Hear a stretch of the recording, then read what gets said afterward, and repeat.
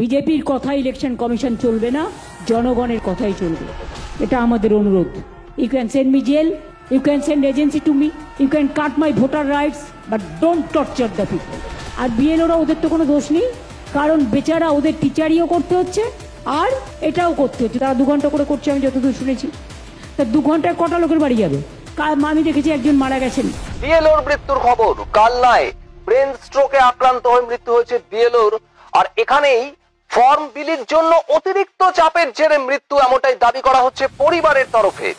আসলে তাদের উপর খুব প্রেশার পড়ে যাচ্ছে, খুব স্যাড, খুব আনফরচুনেট। এখনো কোটি কোটি লোক ফর্ম পায়নি।